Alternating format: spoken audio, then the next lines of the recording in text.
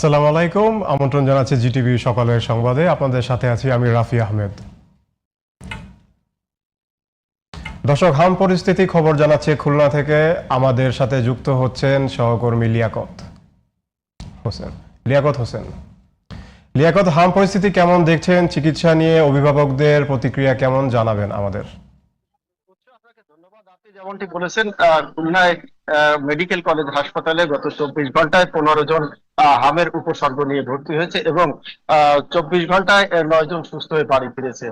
এ পর্যন্ত Khulna medical college হাসপাতালে 372 জন শিশু হামের উপসর্গ নিয়ে ভর্তি হয়েছে এবং এর মধ্যে 325 জন সুস্থ হয়ে বাড়ি ফিরেছে এবং এ পর্যন্ত খুলনায় 4 জন শিশুর মৃত্যু হয়েছে। আমি টিকার বিষয়ে খুলনা মহানগরে 256টি কেন্দ্রে 92,701 জন শিশুর লক্ষ্যমাত্রা নিয়ে শুরু করে এবং প্রায় 83,500 জন শিশুর ইতিমধ্যেই টিকা দেওয়া হয়ে গেছে এবং খুলনার 9টি উপজেলায় 1632টি কেন্দ্রে 1,56,832 জন শিশুর লক্ষ্যমাত্রা নিয়ে খুলনায় টিকাদান কর্মসূচি চলছে এখনো এবং এখানে প্রায় 1,47,000 শিশুর দেয়া হয়ে গেছে টিকা এবং আরো কয়েকদিন টিকা কার্যক্রম রয়েছে। এর মধ্যে টিকা যারা শিশু বাদ রয়েছে তাদেরকে স্বাস্থ্য বিভাগ তাদেরকে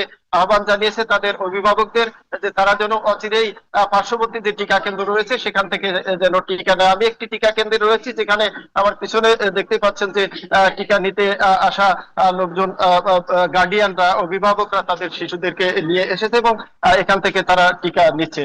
তবে হামের প্রাদুর্ভাব খুলনা স্বাস্থ্য বিভাগের তদারকির ফলে খুব একটা বাড়তে পারেনি। তো এ ছিল খুলনা থেকে হামের সবশেষ তথ্য। ধন্যবাদ লিয়াকত, আপনাকে ধন্যবাদ।